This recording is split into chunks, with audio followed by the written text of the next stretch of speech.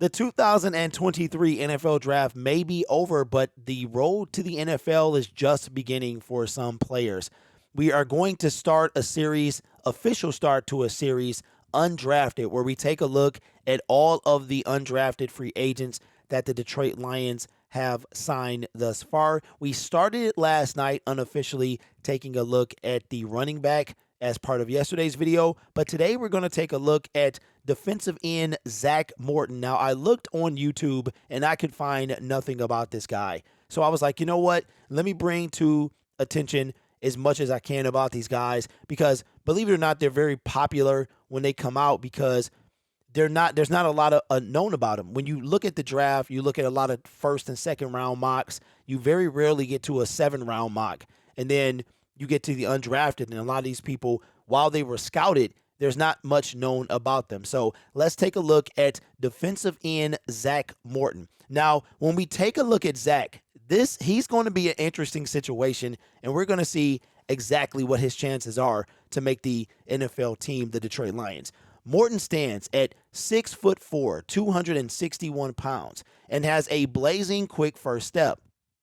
With both his 10-yard dash and his flying 20-yard numbers hitting over 9.5 in relative athletic score, also known as RAS. His explosion is the highlight part of his game. He is able to combine his explosion with his short area burst and sheer lateral agility to get from the line of scrimmage or behind it in order to stop the run or pick up the sack. He only had 1.5 sacks last year in 2022. His all-around relative athletic score is immensely high, coming in as one of the top 10 defensive end prospects in last year's draft, and top 5 overall in the mid-athletic conference. The numbers are immediately comparable to current NFL starters such as Montez Sweat and Peyton Turner, which are extremely encouraging to hear as a UDFA. He's a ball of clay with raw instinct who in the right hands can be molded into a sub-package specialist on the defensive line. Thankfully for Morton, Detroit has a great reputation for developing such products in recent years.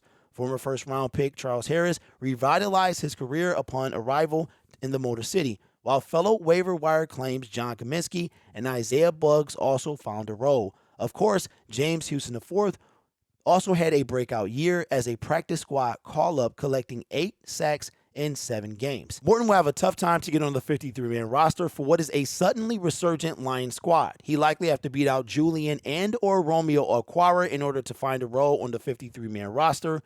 At his relatively advanced age, 24, he'll have to prove his versatility right away. Now, we know that the special teams is a huge component when it comes to Dan Campbell. If you can play special teams, you have a place on this roster. We saw it with Malcolm Rodriguez. We saw it with James Houston.